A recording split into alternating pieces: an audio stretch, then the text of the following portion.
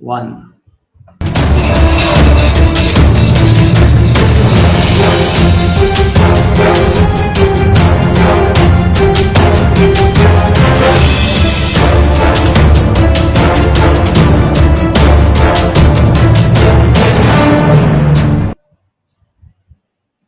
Hey viewers, good evening and welcome to the 12th episode of the Renewalism Show. Every day we've been having a guest who's got a perspective on how you can create the habits of renewal.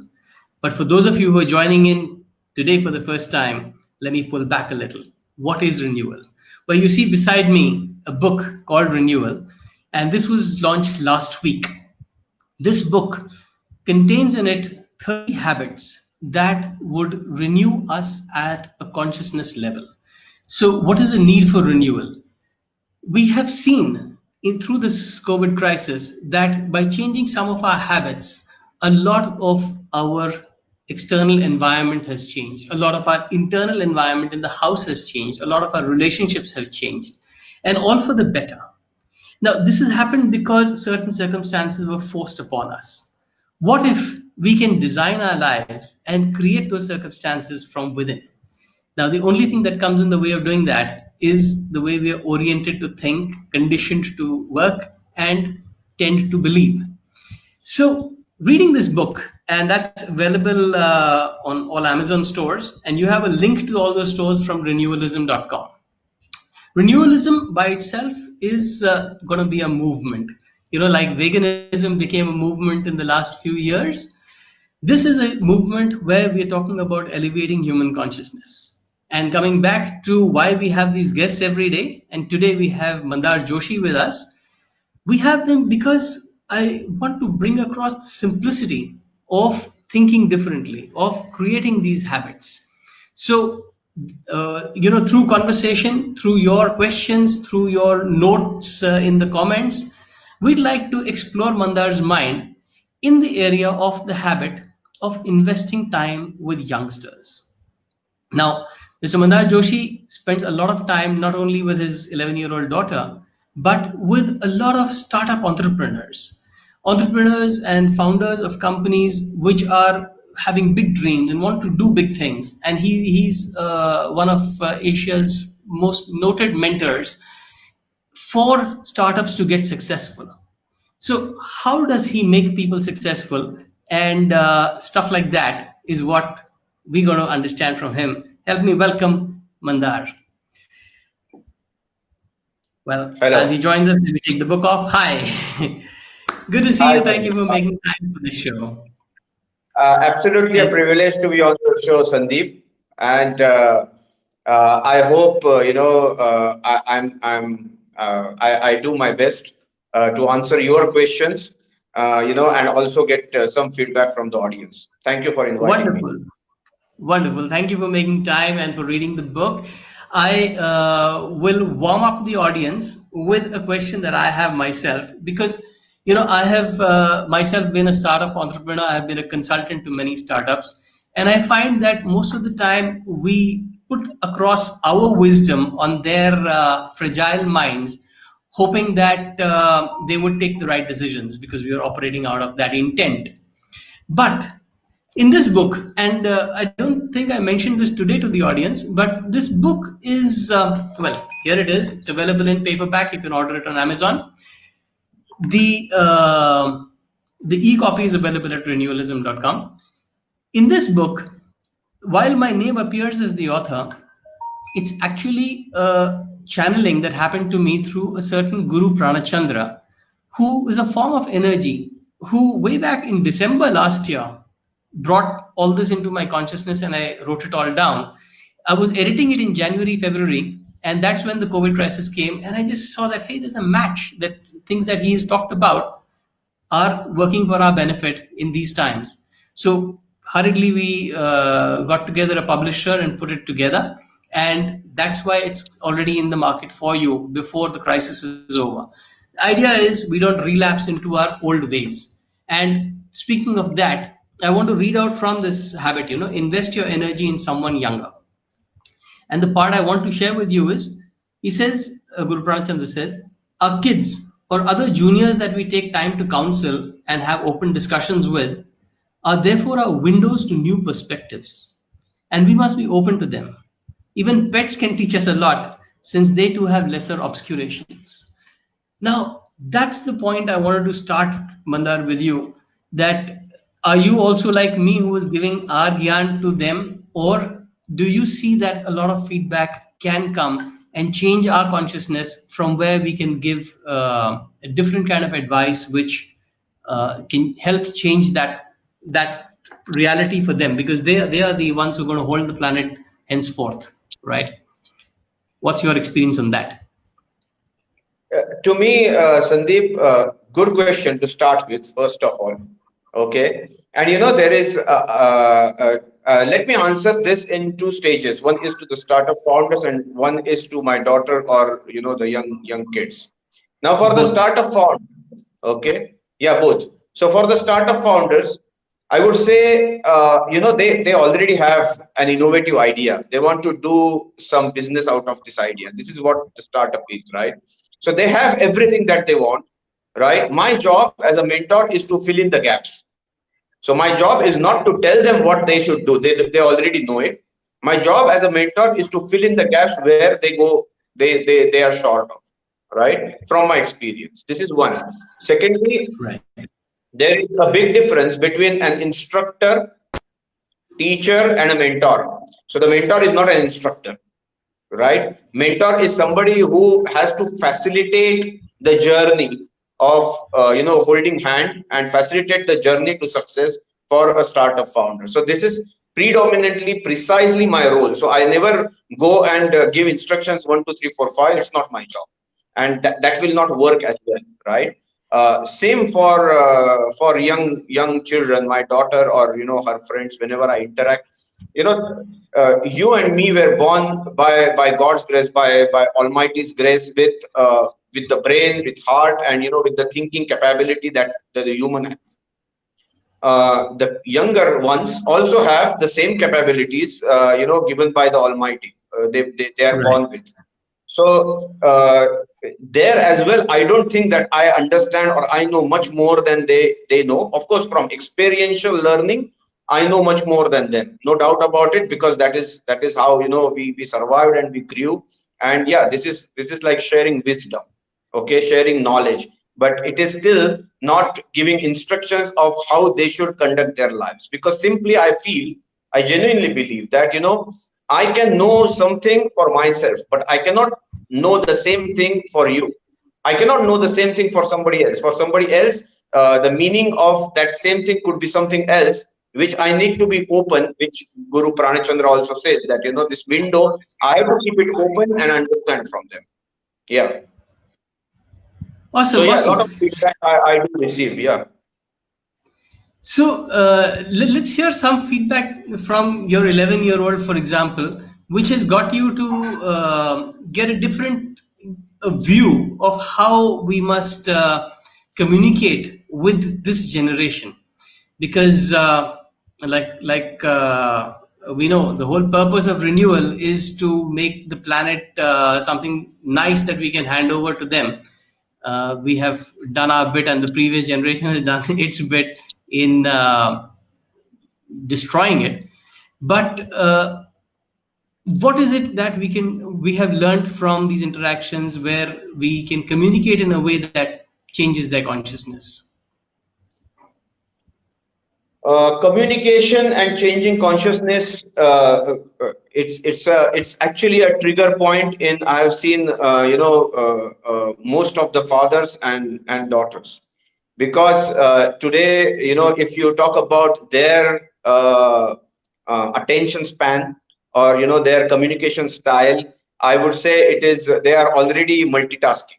So they are on WhatsApp, they are on Facebook, they are watching TV, and they are also talking to you. For me, when I was her age, 11, 12, and my dad is talking to me, it's a different way, because I cannot multitask in my mind, right? It is, my dad is talking to me, I talk to him, I listen to him. Yes, sir. Yes, dad. It's different. Now the generation has changed and we have to adapt. Okay. it's a different thing. And I always wonder how capable she is of multitasking. So at the same time, she's talking to her friend on WhatsApp, she is watching TV, and in between she's also having conversation with me. I'm not saying that's a healthy way of communicating, but that she's capable of, which I'm not. Even at this age, I'm not. I cannot do that. This is one. Secondly, whenever I communicate with her, or any younger ones, Sandeep, the whole risk taking capability is on a different level. The risk Mhm. that I can take, or my risk appetite, and the risk appetite of a startup founder, for example, a young startup founder, is completely different. He is thinking much more long term than me, probably because he has to live another 40-60 years of his life, or 80 years of his life, and I have to live maybe 10 years, 20 years lesser than him. Maybe that is something. Another thing I would say in communication, what I always observe is, you know the perspective about changing world, or the possibilities of changing world. Like you rightly mentioned, that how we leave the planet in their hands.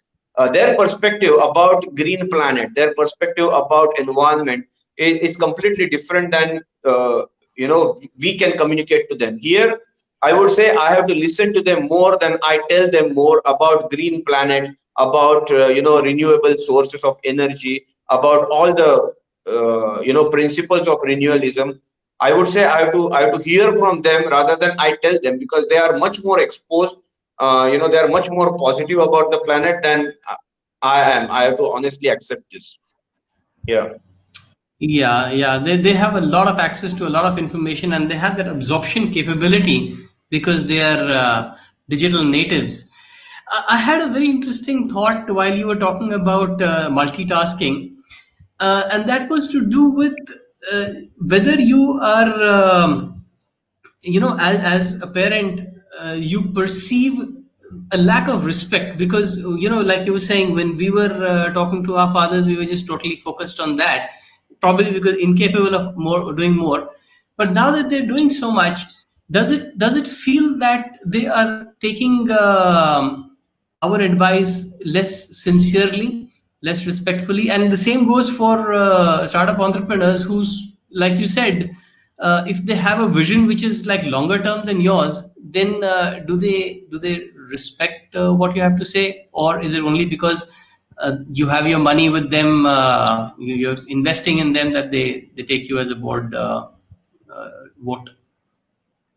A good question. Makes me think. If I have to be in the reactive mode, okay, immediately, yes, I perceive it is a lack of respect. Okay, when this happens, when this is by old school standards, we perceive respect as from gestures, right? We do not perceive respect from actions. Now the younger generations, Right. I would say, they perceive respect from actions. For example, when I say something, she may not say yes, dad, right? Hmm. Am I audible? Yes, yes, very, very. Yeah, Yes, okay, you because are. your video got stuck. So Oh, is yeah, it? Okay. yeah. Do you see me moving now? No, I think there is Okay, some no worry. I technical. am moving. It may Okay, be just never a mind. technicality. Yeah, yeah. So Please carry on. basically, what I was saying, Sandeep, yeah, what I was saying, Sandeep, is we perceive respect from the behavior. Like when somebody says yes, dad, or yes, sir, we say that, okay, now he's respecting me. Okay. Yeah. However, it may happen that on the face of me, or on the face of the elder one, or a senior one, he may say, yes, I respect you, but he never goes and executes or takes the action, which he says, yes, I will take. Younger generation, to me, including startup founders, are the other way around, because uh, I would say, from the gesture, they may not be appearing respectful, but I see that they understand here, and they go and execute according to whatever they agree with my suggestions. Of course, again, as I told you, my perspective is short term, a little short term. I would say still long term, but a little short term than they have. Okay, and then they also have a very convincing communication capabilities that they will convince me that no, the approach has to be long term. And now through experience, now I've been doing this mentoring for 4 or 5 years, and startup founders have been very successful. So I would say I have learned through experience, and my vision also has become broader thanks to them, because I Wow. listened to them. And over years, I've started my vision has started becoming long term. So in that sense, I think, Sandeep, I'm becoming younger as well, right? That is such a wonderful way of looking at it, and so humble that you say that. There is a question that on an observation that's come up here. I'm not sure you'd see it on your screen because it's frozen, No, but I it says cannot. that is it not because these days children are financially secure that I think it's in the context of the respect shared. When kids take money for granted, then they sort of tend to put their way of thinking, dominate the way of thinking. Does that have something to do with it? I mean, you're the money man and the parent. I'm not the money man, not yet, not yet. But yeah, no, good question. And this is not, we are not talking, I hope we are not talking about this generation versus our generation. This principle applies across the generation. We call it problem of plenty. If they have plenty of money, if they have plenty of resources, if they have plenty of everything, they don't care. Okay. And I will not blame the generation that is younger to us. Even I would say I have a few examples of acquaintances from my own generation who used to behave that way, who had that problem of plenty.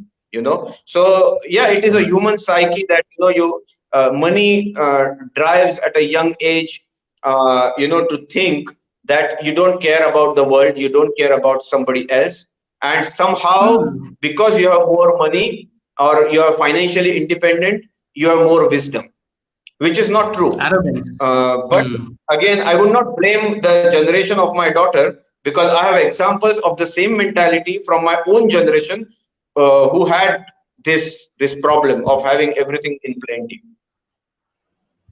Right. And what do you say? This is again from one of our viewers. How to raise the consciousness, the awareness of those who don't have? We're talking about kids who don't have resources. How do we include them in society and raise consciousness together? Because they seem to be on the side of the streets. So you are talking about the kids, who do not have any resources, like you're talking about economically deprived kids. Yes, yes, because they are also Okay. going to Okay. inherit the earth equally.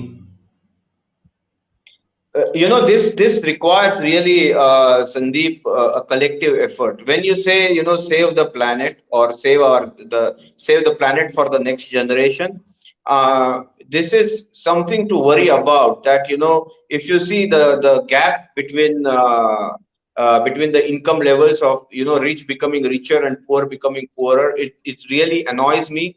It really disappoints me, and we are, in India, at the center of this problem as well. More True. so, I would say, in villages and tier 2, 3, 4 cities, and less in urban areas.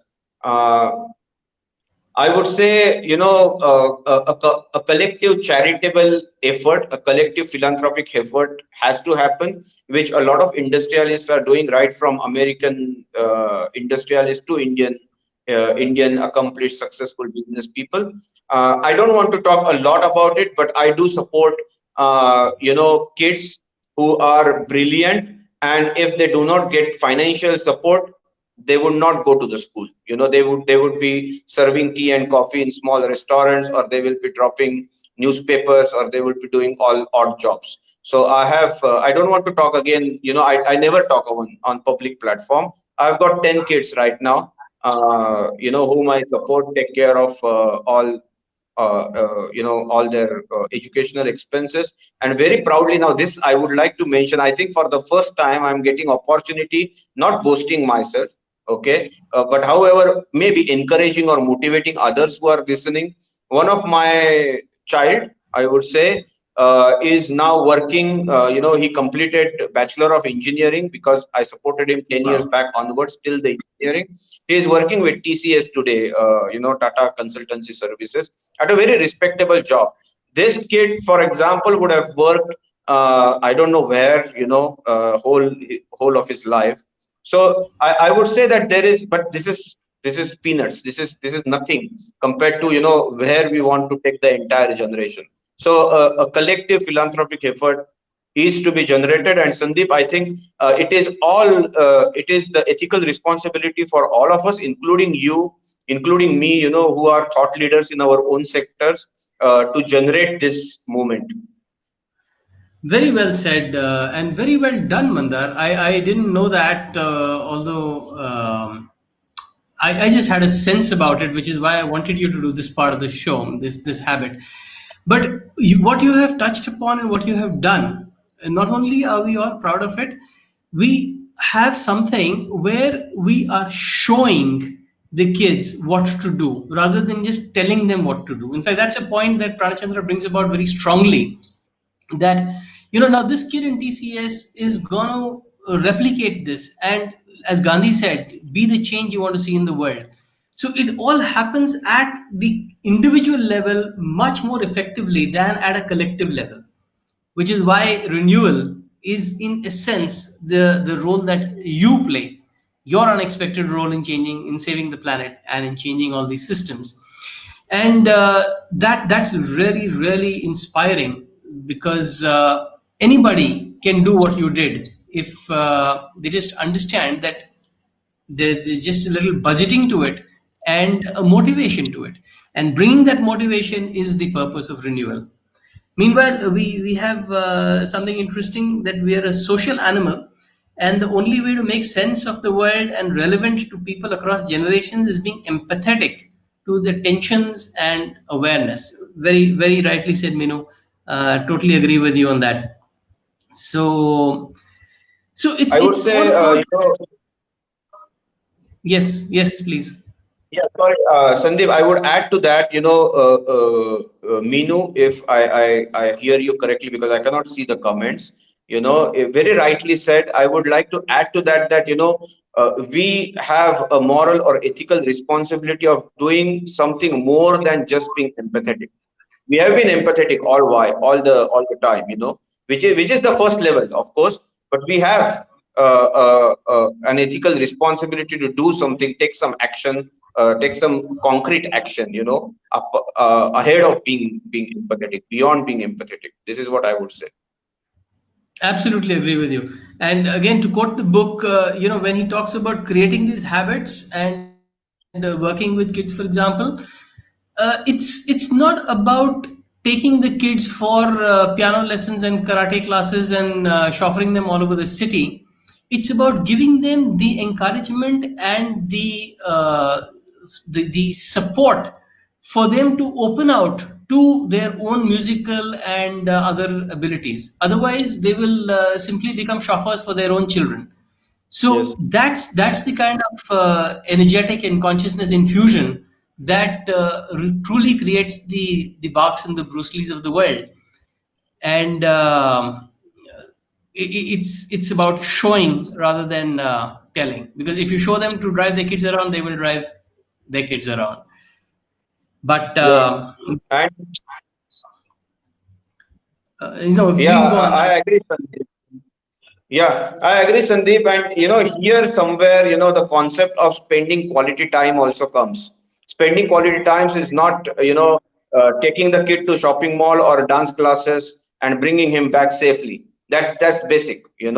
Uh, I heard somebody saying, I think a month back, that I'm getting a lot of quality during this COVID time. When the shutdown, everything is shut down, and everybody's at home.